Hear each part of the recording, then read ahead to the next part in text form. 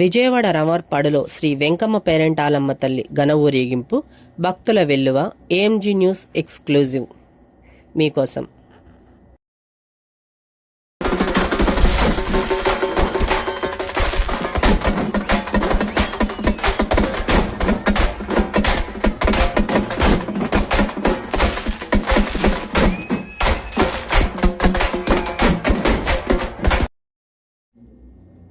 ఇప్పటికే జనవరి 2, 2026న శ్రీ వెంకమ్మ పేరెంటాలమ్మ తల్లి దేవాలయం నుంచి పుట్టింటికి వెళ్లిన ఘట్టానికి సంబంధించిన వీడియోను ఏఎంజీ న్యూస్ ఛానల్ ద్వారా ప్రత్యేకంగా రూపొందించి ప్రసారం చేశాం.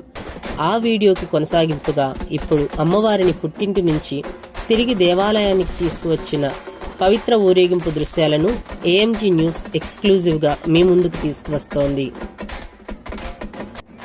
విజయవాడ రామర్పాడులో జనవరి 12, 2026 నిర్వహించిన ఈ ఊరేగింపు భక్తి శ్రద్ధలతో ఘనంగా జరిగింది. మేళతాళాలతో భక్తుల జయ ధ్వనుల మధ్య అమ్మవారు రామర్పాడు వీధుల గుండా ఊరేగింపుగా ముందుకు సాగారు. ఈ కార్యక్రమం స్థానిక సాంప్రదాయాలు, భక్తి విశ్వాసాలకు ప్రతీకగా నిలిచింది.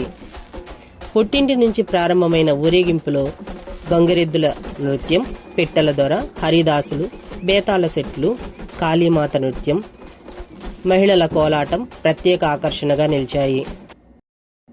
ఈ కార్యక్రమంలో ఎమ్మెల్యే యార్లగడ్డ వెంకట్రావు, కుటుంబ సభ్యులు, టీడీపీ సీనియర్ నాయకులు కొల్లా ఆనంద్, కొంగన రవి, కొండ, శంభు, మల్లి, మున్నంగి సత్యనారాయణ మరియు జనసేన నాయకులు పాల్గొన్నారు.